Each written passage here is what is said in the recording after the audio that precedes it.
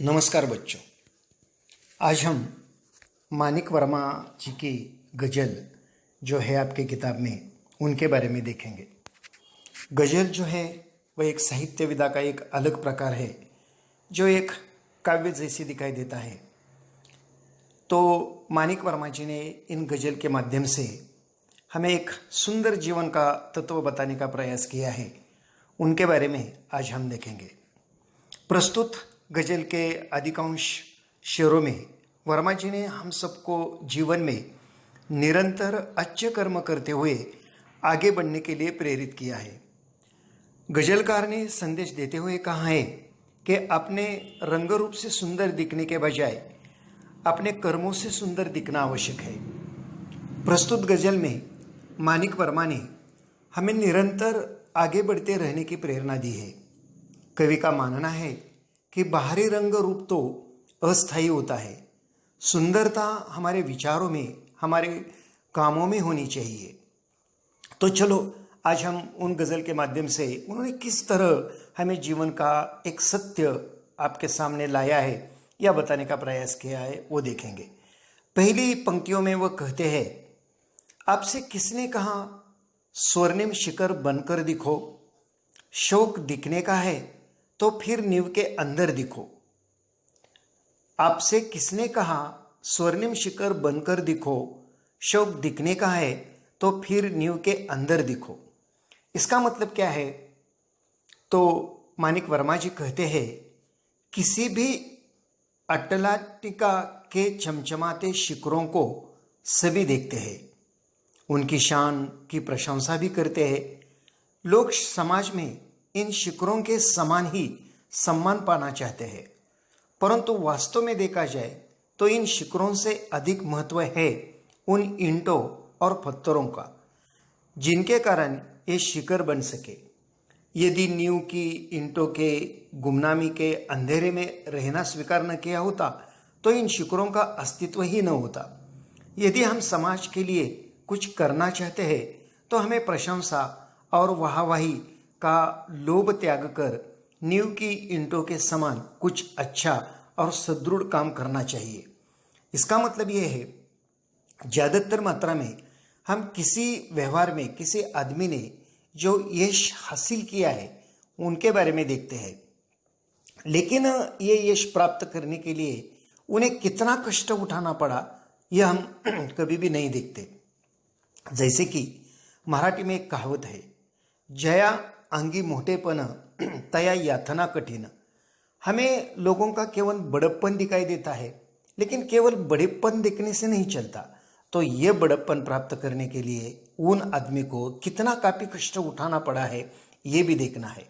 और इसलिए वह कहते हैं, आपसे किसने कहा स्वर्णिम शिखर बनकर देखो। हमेशा आप किसी भी शिखर की तरफ देखते हैं, इसका मतलब किसी आदमी ने प्राप्त किए हुए यश की तरफ देखते रहते हैं, लेकिन उनके पीछे उनका कितना कष्ट है वो नहीं देखते। और इसलिए कवि कहते हैं, शौक दिखने का है ना, अगर आप देखना ही चाहते हैं ना तो फिर नींव के अंदर दिखो। इसका मतलब यह है कि ऊपर ऊपर उन्होंने जो भी कुछ प्राप्त किया है ये देखने के बजाय वह प्राप्त करने के लिए उन्हें कितना कष्ट उठाना पड़ा ये देखो, जिनके कारणवश हमें आपके जीवन में एक आदर्श प्राप्त हो जाएगा। आगे चलकर मानिक वर्मा जी ने कहा है, चल पड़ी तो गर्द बनकर आसमानों पर लिखो, और अगर बैठो कहीं तो मील का पत्थर दिखो। चल पड़ी तो गर्द बनकर आसमानों पर लिखो, और अगर बैठो कहीं तो मील का पत्थर दिखो। इसका मतलब यह है कि यदि आप मंजिल की ओर अग्रसर हैं तो अपने अच्छे कर्मों के कारण उसी प्रकार आसमानों तक छा जाओ। जैसे आंधी आने पर पृथ्वी से आकाश तक धूल ही धूल दृष्टिगोचर होती है, अर्थात आपके द्वारा किए गए अच्छे कामों का प्रभाव और चर्चा हर तरफ। और यदि आप मंजिल को ही और बढ़ते हुए मार्ग में कहीं बैठ जाते हो तो मील के पत्थर के समान बनो। मील का पत्थर जिस प्रकार एक पथिक को अपनी मंजिल की ओर बढ़ते समय सहायता करता है, उसी प्रकार क्रियाशील न होते हुए भी आप दूसरों की मदद करो। इसका मतलब यह है कि हमेशा कवि कहते हैं कि चल पड़ी तो गर्द बनकर आसमानों पर लिखो, अगर बैठो कहीं तो मील का पत्थर दिखो। एक बात है कि अगर आपको आपकी मंजिल प्राप्त करनी है तो मंजिल बड़े आसानी से हमें प्राप्त नहीं होती। जो भी मंजिल हम तय कर जा रहे हैं, उन मंजिल को तय करने के लिए कितना काफी कष्ट उठाना पड़ेगा। अगर इतना कष्ट उठाना आप चाहते हैं तो जरूर आप अपने आंखों में मंजिल भी देखो और उसे पूरे भी कर सकते हो। लेकिन एक बात तो जरूर है कि अगर ये नहीं कर सकते तो कई मील का पत्थर दिखो। मील का पत्थर यानी क्या? तो बहुत बार हम रास्ते में देखते हैं कि कई प्रवास करते हैं हम, तब हमें दिखाई देता है कि कई किलोमीटर, 1 किलोमीटर के बाद, 2 किलोमीटर के बाद, 3 किलोमीटर के बाद कोई पत्थर रहता है जिन पर लिखा रहता है कि और आगे मान लीजिए कि अगर आप पुणे जा रहे हैं तो पुणे कितना किलोमीटर दूर रह गया है, कितना किलोमीटर दूर रह गया है।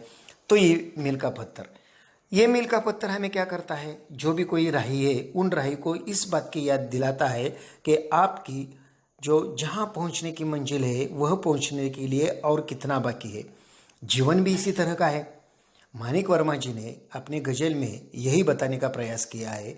एक तो आप मंजिल पूरी करो, अगर मंजिल पूरी करते वक्त अगर आप थक गए तो मील का पत्थर बनो, कि जो भी कोई मंजिल, जो भी कोई राही अपने आंखों में मंजिल लेकर उन रास्ते पर चलता हुआ हमें दिखाई देगा तो उन्हें जरूर आप एक आदर्श, एक मार्गदर्शक, एक पथदर्शक के रूप में अपना ये काम जरूर निभाओगे। आगे चलकर माणिक वर्मा जी कहते हैं, सिर्फ देखने के लिए दिखना कोई दिखना नहीं, सिर्फ देखने के लिए दिखना कोई दिखना नहीं। आदमी हो तुम अगर तो आदमी बनकर दिखो, आदमी हो तुम अगर तो तुम आदमी बनकर दिखो। यानी कि उन्होंने बताया है कि ईश्वर ने हमें मनुष्य जीवन दिया है। हमारा उद्देश्य केवल सजना, संवरना और सुंदर दिखना ही नहीं होना चाहिए। हमारे द्वारा किए गए काम सुंदर होने चाहिए। ईश्वर द्वारा प्रदत्त इस श्रेष्ठ मानव जीवन में हमें मानवीय गुणों को अपनाना चाहिए। हमारा कोई भी काम ऐसा न हो जो मानवता के दायरे से बाहर हो। समाज में सभी के प्रति हमारा व्यवहार ऐसा हो कि सारा संसार हमें एक अच्छे मनुष्य के रूप में जाने। तो कवि को ये कहना है कि हम जो है वह ईश्वर ने हमें एक मनुष्य का जीवन दिया है। आज पूरे सृष्टि पर अगर आप देखेंगे तो अगणित सजीव है, लेकिन उन सजीवों में सर्वश्रेष्ठ सजीव अगर कौन सा है तो इंसान, यानी कि हम है। और इसीलिए ईश्वर ने हमें मनुष्य जीवन दिया है और उनका जो कोई उद्देश्य जो है केवल सजना, संवरना और सुंदर देखना यह नहीं है। तो उन्होंने ये बताने का प्रयास किया है कि हमारे जीवन की सार्थकता किस बात में है। हमारे जीवन की सार्थकता ना केवल सुंदर दिखने में है, ना केवल संवारने में है, ना केवल सजने में है। तो हम सुंदर नहीं होना चाहते, लेकिन हमारा कर्म सुंदर होना चाहिए, हमारा कर्तृत्व सुंदर होना चाहिए, हमारा रहन सहन सुंदर होना चाहिए। हमारे मन में औरों के बारे में जो भी कोई प्यार है, जो भी कोई विचार है, वह सुंदर होने चाहिए। इसका मतलब यह है कि आदमी देखने से श्रेष्ठ नहीं बनता, तो वो अपने कर्म से श्रेष्ठ बनता है। और इसीलिए हमारा कर्म अच्छी तरह से होना चाहिए। अगर हम इस भगवान ने हमें आदमी का रूप दे दिया है या आदमी हमें बनाया है तो आदमी बनकर देखो। आज हमें दिखाई देता है कि इंसान किसे कहते हैं? तो जिनके बीच में इंसानियत है। इंसान की पहचान, असली पहचान क्या है? तो जिनके बीच में इंसानियत है वह है इंसान। आज हमें एक बात दिखाई देती है, इंसान तो काफ़ी है लेकिन इंसानियत को हमें ढूंढना पड़ता है। और इसीलिए कवि कहता है, आदमी हो तुम अगर तो आदमी बनकर दिखो। अगर हम भगवान ने हमें इंसान का रूप दिया है तो हमें हमारे बीच में इंसानियत रखनी चाहिए।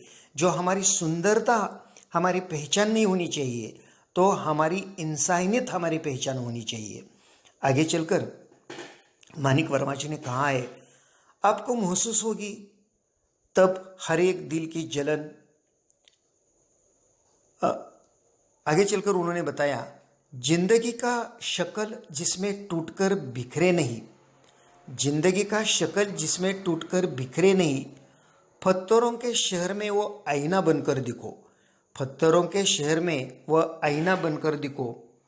उनका कहना है हमें ऐसी खासियत बनना चाहिए कि कैसी भी प्रतिकूल परिस्थिति क्यों ना हो, हम विचलित न हो, बिना टूटे बिना बिखरे हर परिस्थिति का डटकर सामना करें, अपने लक्ष्य को प्राप्त करें। बच्चों, हम जिंदगी किसे कहते हैं?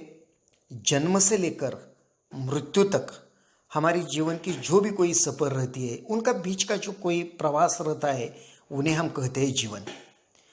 इतिहास में हमें एक भी ऐसा आदमी नहीं दिखाई देगा कि जिन्होंने अपने जीवन में कभी दुख नहीं देखा, और एक भी इंसान भगवान ने इसी तरह का निर्माण नहीं किया कि जिन्होंने अपने जीवन में केवल सुख भी कभी भी नहीं देखा। तो जिंदगी जो है वो एक सुख दुख का सामना है। कभी जिंदगी में सुख आता है तो कभी दुख आता है, कभी दुख आता है तो कभी सुख आता है।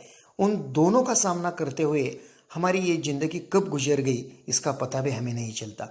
तो इसलिए उन्होंने कहा है जिंदगी की शक्ल जिसमें टूटकर बिखरे नहीं, पत्थरों के शहर में आईना बनकर दिखो। इसका मतलब यह है कि कैसी भी प्रतिकूल परिस्थिति क्यों ना हो, हमें कभी विचलित नहीं होना चाहिए। हमें कभी बिना टूटे बिना बिखरे हर परिस्थिति का डटकर सामना करना चाहिए और हर वक्त हमारे लक्ष्य को प्राप्त करना चाहिए। आगे चलकर मानिक वर्मा जी कहते हैं, आपको महसूस होगी तब हर एक दिल की जलन, आपको महसूस होगी तब हर एक दिल की जलन, जब किसी धागे सा जलकर मोम के भीतर देखो, जब किसी धागे सा जलकर मोम के भीतर देखो। इसका मतलब यह है हमें प्रत्येक मानव से सहानुभूति रखनी चाहिए। यह तभी संभव हो सकेगा जब हम उनके हर दुख तकलीफ को समझे। जैसे मोमबत्ती का धागा सदा उसके साथ रहता है, उसके साथ जलता है, उसी प्रकार जब हम दीन दुखियों की पीड़ा को समझेंगे तो उसे दूर करने का यथासंभव प्रयास करेंगे। इस प्रकार हम अपना मानव धर्म निभा पाएंगे। एक मानव के रूप में अगर आपने इस पृथ्वी पर जन्म लिया है तो मानव का धर्म क्या होता है? मानवता धर्म क्या होता है? औरों को मदद करना। और जब हम ये अपना धर्म निभाएंगे तभी तो हम मानव कहने लायक है। और इसलिए कवि ने बताया है कि आपको महसूस होगी तब हर एक दिल की जलन। आज हमें समाज में और कई दुखी लोग दिखाई देते हैं। कोई किस बात से पीड़ित है तो कोई किस बात से पीड़ित है। इसलिए उनकी जो भी कोई पीड़ा है, वो पीड़ा तो हम किसी को तो पीड़ा नहीं ले सकते, लेकिन एक बात तो जरूर कर सकते हैं कि किसी की पीड़ा कम करने का प्रयास तो जरूर कर सकते हैं। और इसलिए कवि कहते हैं कि जब किसी धागे से जलकर मोम के भीतर देखो। और इसलिए समाज में जितने भी कोई दुखी लोग हैं, जितने भी कोई पीड़ित लोग हैं, ऐसे लोगों की पीड़ा दूर करने का जितना हो सके उतना उनकी पीड़ा कम करने का प्रयास करो, उनका दुख कम करने का प्रयास करो। क्योंकि हम मानव के रूप में पैदा हो गए हैं, तो इसलिए हमारा मानवता धर्म हमें निभाना चाहिए। और इसलिए कवि कहते हैं कि हमारे मन में औरों के बारे में हमेशा एक हमदर्दी रहनी चाहिए।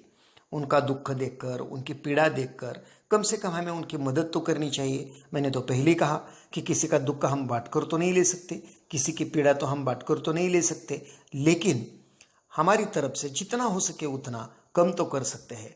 तो इसी तरह मानिक वर्मा ने इन गजल, इस कविता के माध्यम से एक जीवन का तत्व बताने का प्रयास किया है। एक मानव के रूप में इस धरती पर पैदा हो गए सबसे पहले इन जो कि भगवान है, उन भगवान का एहसान मान लीजिए कि इतने जीव जंतु में भगवान ने आपको मानव बनाया। और इस मानव जीवन की सार्थकता अगर आप प्राप्त करना चाहते हैं तो औरों के दुख में अपना हाथ बटाते रहो। जो भी कोई जिंदगी है, उन जिंदगी में किसी का पथ प्रदर्शक बनकर रहो, जो कि एक मील के पत्थर जैसे। हमेशा और किसी का यश मत देखो तो उनके पीछे उनका कष्ट भी देख लो। केवल भगवान ने हमें सुंदर देखने के लिए नहीं बनाया। हम केवल सुंदर दिखने से हम सुंदर नहीं होते। हमारे विचार सुंदर होने चाहिए, हमारे आचार सुंदर होने चाहिए, हमारा कर्म सुंदर होना चाहिए, तभी तो आदमी सुंदर बनता रहता है। जितनी भी कोई प्रतिकूल परिस्थिति जीवन में आ जाए तो उन परिस्थिति का सामना करो। हर एक आने वाली प्रतिकूल परिस्थिति हमेशा के लिए नहीं आती। हर वक्त हमारे जीवन में आने वाला सुख हमेशा के लिए नहीं आता। सुख दुख का सामना तो हमें करना ही पड़ता है। तो इसी विचार माणिक वर्मा जी ने इस गज़ल, इस कविता के माध्यम से, या गज़ल इस साहित्य विधा के माध्यम से आपके सामने रखे हैं। और भी कोई उनके विचार है जो हम कल के पीरियड में देखेंगे। जब भी आप ये सुनेंगे तब सबसे पहले किताब आपके पास लेकर बैठो। जो जो उसमें उंगलियां हैं जो मैंने पढ़ी है इस कविता के माध्यम से, तो उन पर अपनी उंगलियां रखो, उनका अर्थ समझ कर लेने का प्रयास करो, और आप ये जरूर करेंगे, यह आशा रखता हूँ। धन्यवाद। जो अगला भाग बाकी रह गया है उसे लेकर मैं कल फिर एक बार आपके सामने आ जाऊँगा।